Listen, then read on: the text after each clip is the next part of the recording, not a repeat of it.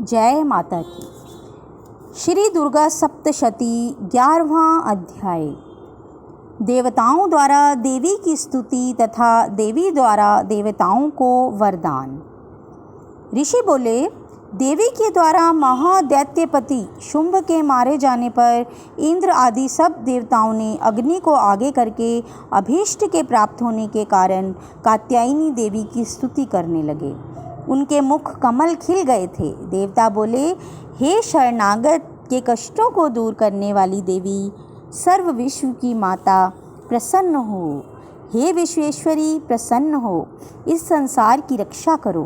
हे देवी, चराचर जगत की तुम ईश्वरी कही जाती हो। इस संसार की एकमात्र आधार तुम ही हो, क्योंकि तुम पृथ्वी रूप स्थित हो। हे देवी, आपका पराक्रम विपुल है। आप जल रूप होकर संपूर्ण जगत को तृप्त करती हो। हे भगवती, आप अत्यंत बलयुक्त विष्णु की शक्ति हो तथा विश्व की उत्पन्ना सर्वोपरि माया हो। इस संपूर्ण संसार को आपने अपने मुँह में डाल रखा है। आपके प्रसन्न होने से मुक्ति की प्राप्ति होती है। हे देवी, समस्त विद्याएं आपकी ही मूर्ति हैं। संसार की समस्त स्त्रियां आप ही की मूर्ति हैं। हे चंडिके, एक तुम से ही यह संसार व्याप्त है। तुम्हारी स्तुति किस भांति की जा सकती है? तुम तो स्तुति करने योग्य पदार्थों से परे हो। हे देवी, आप सभी में विराजमान हो, स्वर्ग व मोक्ष की दाता हो। आपकी स्तुति किन शब्दों में की जा सकती है? बुद्धि रूप से सब जीवों में स्थित हो। हे नारायणी देवी, तुम स्वर्ग और मोक्ष की दाता हो, तुमको नमस्कार है। हे नारायणी, काला काष्ठी आदि के रूप से क्रमशः परिणाम की ओर ले जाने वाली तथा संसार का उपसंहार करने में समर्थ आपको नमस्कार है। हे समस्त मंगलों को देने वाली, हे शिवे, हे सर्वसिद्धि प्रदान करने वाली, हे शरणागत वत्सला, हे त्रिनेत्री, हे गौरी, हे नारायणी, आपको हमारा नमस्कार है। हे सृष्टि का पालन और संहार शक्ति स्वरूप सनातनी, हे गुणाश्रयी, हे गुणमयी, हे नारायणी, आपको नमस्कार है। हे शरणागत दीन दुखियों के दुखों को हरण करने वाली तथा सबकी रक्षा करने वाली नारायणी, आपके लिए नमस्कार है। हे हंस युक्त विमान में बैठने वाली, हे ब्रह्माणी स्वरूप धारण करने वाली, हे कुशाओं के जल को प्रोक्षण करने वाली नारायणी, आपको नमस्कार है। माहेश्वरी रूप से त्रिशूल, चंद्रमा और सर्प को धारण करने वाली तथा महावृषभ पर बैठने वाली नारायणी देवी, आपको नमस्कार है। मोरों और मुर्गों से घिरी रहने वाली तथा महाशक्ति धारण करने वाली कौमारी रूप धारिणी निष्पापे नारायणी, आपको नमस्कार है। हे शंख, चक्र, गदा और सारंग, धनुष तथा उत्तम आयुधों को धारण करने वाली वैष्णवी स्वरूपे, आप प्रसन्न होइए। हे नारायणी, आपको नमस्कार है। हे उग्र महाचक्रधारिणी, अपने दांतों पर पृथ्वी को रखे हुए, हे वाराह रूपिणी, हे शिवे, हे नारायणी, आपको नमस्कार है। भीषण नृसिंह रूप धारण करके असुरों को मारने वाली, त्रिलोक्य की रक्षा में समर्थ, हे नारायणी, आपको नमस्कार है। मस्तक पर किरीट तथा हाथों में महाव्रज धारण किए, सहस्त्र नेत्रों से प्रकाशमान और वृतासुर के प्राणों को हरने वाली, हे ऐन्द्री, हे नारायणी, आपको नमस्कार है। हे शिवदूती स्वरूप से दैत्यों की महती सेना का संहार करने वाली, हे घोर रूपे, हे महारावे, हे नारायणी, हम आपको नमस्कार करते हैं। दाढ़ों के कारण विकराल मुख वाली, मुंडमाला से सुशोभित, मुंड असुर को मारने वाली, हे चामुंडे, हे नारायणी, आपको नमस्कार है। हे लक्ष्मी, लज्जा, महाविद्या, श्रद्धा, पुष्टि, स्वधा, ध्रुवा, महारात्रि, महाविद्या रूपा नारायणी, आपको नमस्कार है। मेघा, सरस्वती, बराभूति, बाभ्रवी, तामसी, नियता और ईशा स्वरूपी, हे नारायणी, आपको नमस्कार है।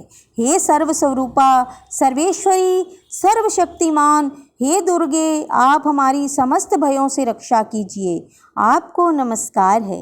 हे कात्यायनी, 3 नेत्रों से विभूषित मुख वाली हमारी संपूर्ण भयों से रक्षा करो, आपको नमस्कार है। हे भद्रकाली, ज्वालाओं के समान भयानक और समस्त असुरों का विनाश करने वाला त्रिशूल हमारी सभी भयों से रक्षा करे, आपको नमस्कार है। हे देवी, अपनी ध्वनि से सब विश्व को व्याप्त कर असुरों के तेज का विनाशक आपका घंटा समस्त पापों से उसी प्रकार रक्षा करे जैसे माता अपने पुत्रों को बुरे कर्मों से रक्षा करती है। हे चंडिके, असुरों के रक्त और चर्बी से रंगे हुए आपके हाथ में चमकता हुआ खड्ग हमारी रक्षा करे, हम आपको नमस्कार करते हैं। हे देवी, तुम प्रसन्न होने पर समस्त रोगों का नाश कर देती हो, रुष्ट होकर समस्त अभिलाषित कामनाओं का विनाश कर देती हो। आपकी शरणागत मनुष्य पर कभी भी आपत्ति नहीं आती। जो आपके आश्रय होते हैं वे सब के आश्रय बन जाते हैं। हे अंबिके देवी, आपने अपने को विधि स्वरूपों में विभाजित कर इन धर्मद्रोही असुरों का संहार किया है। इन समस्त कामों के करने से किसी और की सामर्थ्य नहीं थी। समस्त विद्याओं में ज्ञान प्रकाशित करने वाली वेदों तथा शास्त्रों में आपका ही वर्णन है। आप ही इस संसार को अंधकार रूप ममता के गड्ढे से बचा सकती हो, जहाँ राक्षस, भयंकर विषैले सर्प, दुश्मन, चोर, डाकू और लुटेरों के दल एवं दावानल हों। वहाँ तथा समुद्र के मध्य में आप विश्व की रक्षा करती हो। हे विश्वेश्वरी, आप विश्व की परिचालक विश्वरूप होकर समस्त विश्व को धारण किए हुए हो। आपकी प्रार्थना भगवान विश्वेश्वर भी करते हैं। जो भक्ति तथा नम्रता सहित आपके सन्मुख नतमस्तक होते हैं वे संपूर्ण विश्व के आश्रय होते हैं।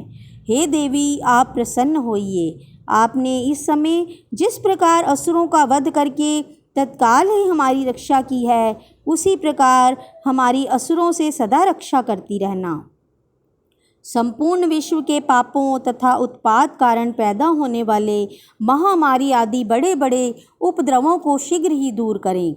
विश्व के समस्त दुखों को दूर करने वाली हे देवी, हम आपके चरणों में पड़े हैं, हम पर प्रसन्न होइए।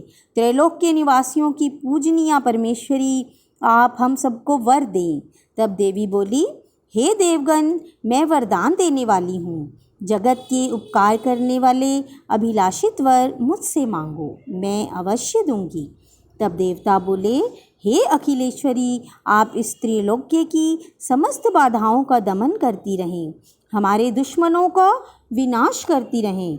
देवी बोली, वैवस्वत मनवंतर के 28वें युग में शुंभ और निशुंभ नामक दोनों महाअसुर फिर पैदा होंगे। तब मैं नंदी गोप के घर में उनकी पत्नी यशोदा के गर्भ से उत्पन्न होकर के विंध्याचल पर्वत पर उन दोनों महाअसुरों का संहार करूंगी।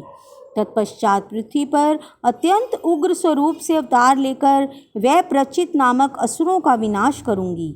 उन वैप्रचित नामक महाअसुरों का भक्षण करते समय मेरे दांत अनार के फूल के समान लाल लाल दिखेंगे।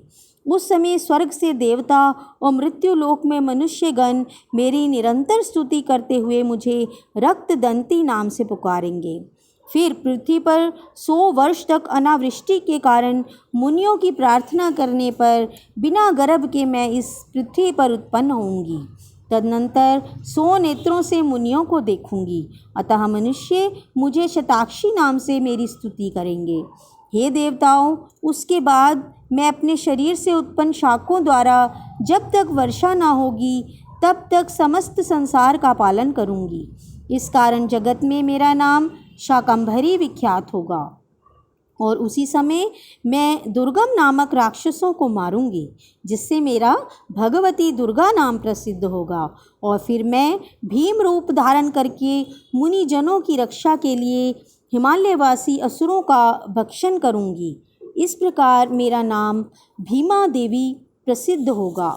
जिस समय अरुण नामक असुर तीनों लोकों में भयंकर उपद्रव करेगा, उस समय मैं असंख्य भोरों का रूप बनाकर उस महाअसुर का वध करूंगी। तब संसार में सभी मानव मेरी भ्रामरी नाम से स्तुति करेंगे। इस प्रकार जब जब इस विश्व में दानवों द्वारा उपद्रव उत्पन्न होंगे, तब तब मैं अवतरित होकर असुरों का विनाश करूँगी। इति श्री मार्कंडेय पुराण में देवी महात्म्य में देवी स्तुति नामक 11वां अध्याय संपूर्ण हुआ। बोलिए श्री दुर्गा माता की जय। ओम ऐं ह्रीं क्लीं चामुंडाय विच्चे। 12वां अध्याय देवी चरित्रों के पाठ का महात्म्य। देवी बोली, जो मनुष्य एकाग्र मन से नित्य प्रति स्तोत्र से मेरी प्रार्थना करता है, उस मनुष्य की समस्त बाधाओं का मैं निश्चय ही दमन कर देती हूँ। जो मधुकैटभ का विनाश, महिषासुर का घात और शुंभ निशुंभ के वध का कीर्तन करेंगे तथा अष्टमी, चतुर्दशी तथा दोनों पक्ष की नवमी को एकाग्र मन से मेरे महात्म्य को भक्ति सहित श्रवण करेंगे, उनके समस्त पाप तथा पाप जनित आपत्तियाँ भी दूर हो जाएंगी। ना उनको स्वजनों का वियोग ही होगा। ऐसे मनुष्य को शत्रु, चोर, राजा, अस्त्र शस्त्र, अग्नि और जल आदि से भय नहीं होगा। इस कारण एकाग्र मन से मेरे इस महात्म्य का भक्ति सहित पठन पाठन करना और श्रवण करना चाहिए। मेरा यह महात्म्य महामारी से उत्पन्न सब उपद्रव तथा तीनों प्रकार के उत्पातों को शांत करने वाला है। जिस स्थान पर भली भांति नित्य प्रति मेरे महात्म्य का पाठ किया जाता है, उस स्थान को मैं कदापि नहीं छोड़ती। मैं वहाँ सदैव निवास करती हूँ। बलिदान, पूजा, हवन तथा अन्य महोत्सव आदि में मेरा यह महात्म्य पाठ करना और श्रवण करना चाहिए।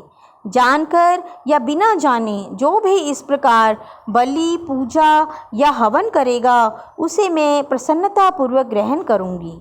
प्रतिवर्ष शरद काल में जो पूजा की जाती है, उस अवसर पर मेरा महात्म्य भक्ति पूर्वक श्रवण करने से मनुष्य सब बाधाओं से विमुक्त होकर धन धान्य तथा पुत्र व पौत्रों से परिपूर्ण हो जाएगा। इसमें लेश मात्र भी संदेह नहीं।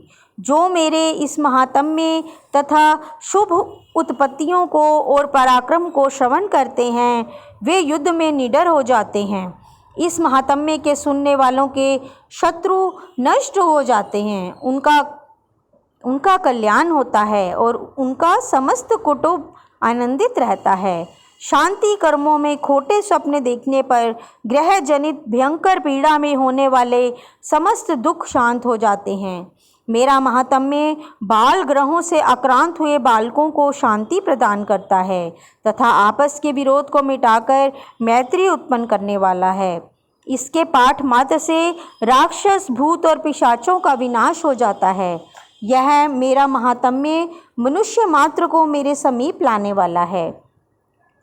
पशु, पुष्प, अर्घ, गंध, दीप, ब्राह्मणों को भोजन, हवन और दिन रात का अभिषेक तथा नाना प्रकार के भोग चढ़ाकर निरंतर 1 साल तक पूजन करने से जितना मैं प्रसन्न होती हूँ, उतनी ही प्रसन्नता इस महात्म्य के श्रवण मात्र से होती है।